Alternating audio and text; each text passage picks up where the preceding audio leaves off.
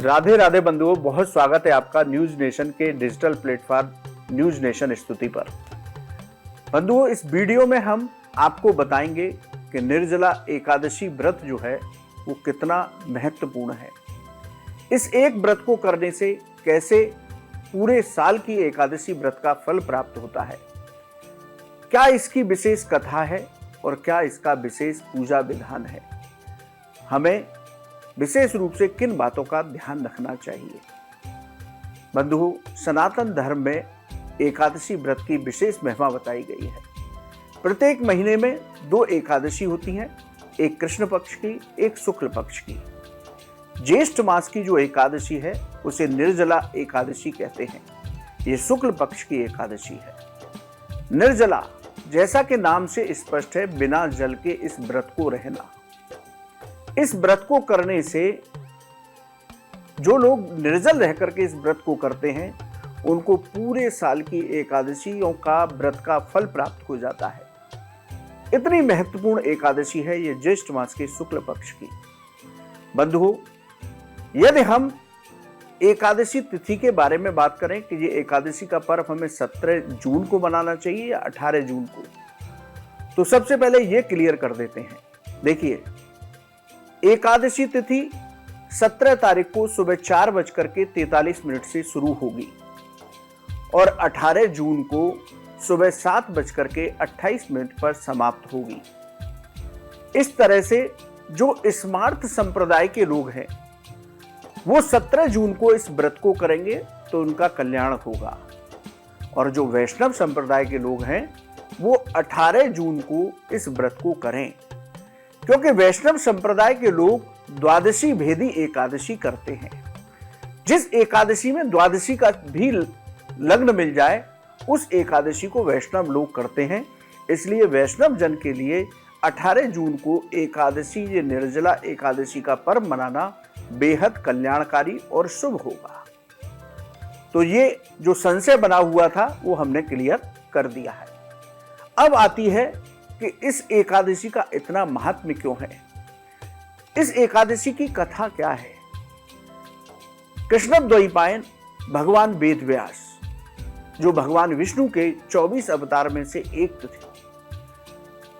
उनसे पांडवों के जो 5 भाइयों में से एक थे भीमसेन, उन्होंने पूछा कि मेरी माता कुंती और मेरे भाई सभी एकादशियों का व्रत करते हैं, लेकिन मैं भूखा नहीं रह सकता। मेरे पेट के अंदर जो अग्नि है वो कभी शांत ही नहीं होती, मुझे हर समय भूख लगती रहती है।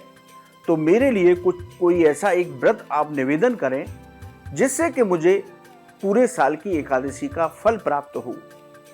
तब भगवान वेद व्यास ने भीमसेन से कहा कि आप ज्येष्ठ मास की शुक्ल पक्ष की एकादशी, जिसे निर्जला एकादशी कहते हैं, उस दिन बिना जल अन्न ग्रहण किए इस एकादशी का व्रत कर लीजिए, तो आपको पूरे साल की एकादशी का फल प्राप्त होगा।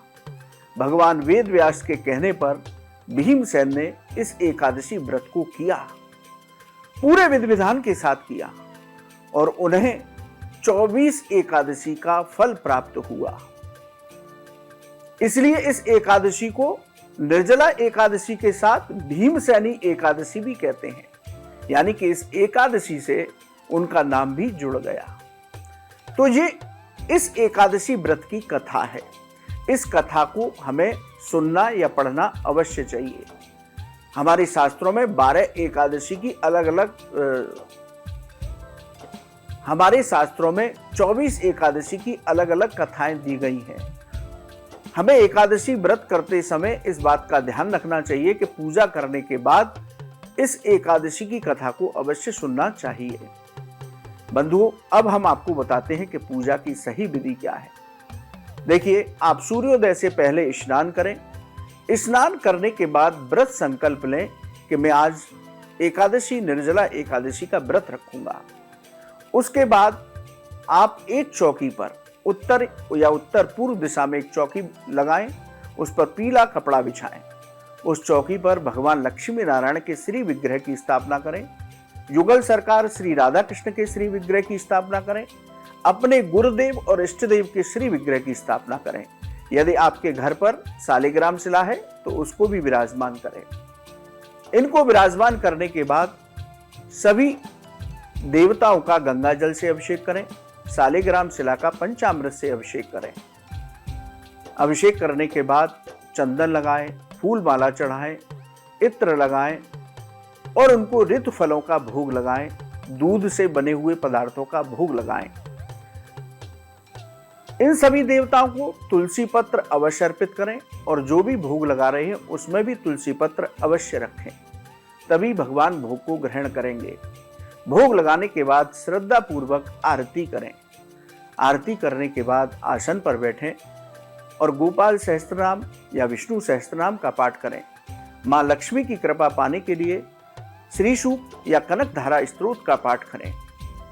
भगवान नारायण का सबसे अमोघ मंत्र है ओम नमो भगवते वासुदेवाय।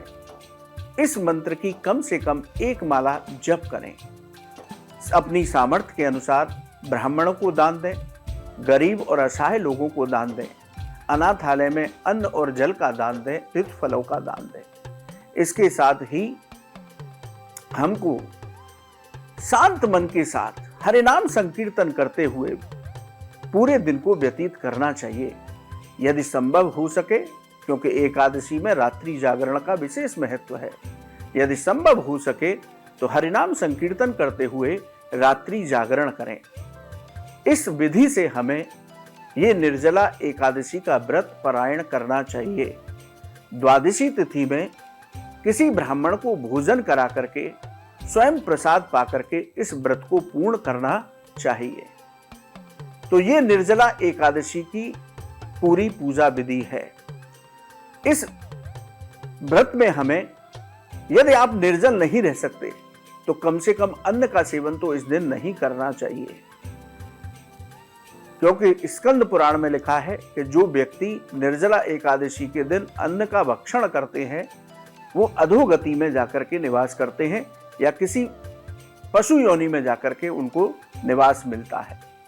तो इसलिए आप यदि निर्जल इस व्रत को नहीं कर सकते तो कम से कम अन्न मत ग्रहण कीजिए, फल खाइए, दूध पीजिए, दूध से बनी मिठाइयों का सेवन कर सकते हैं भगवान को निवेदन करके।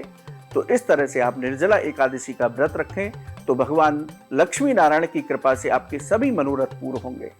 आपको भगवान श्री हरि के वैकुंठ लोक में स्थान प्राप्त होगा। आपके जीवन की सभी बाधाएं समाप्त हो जाएंगी।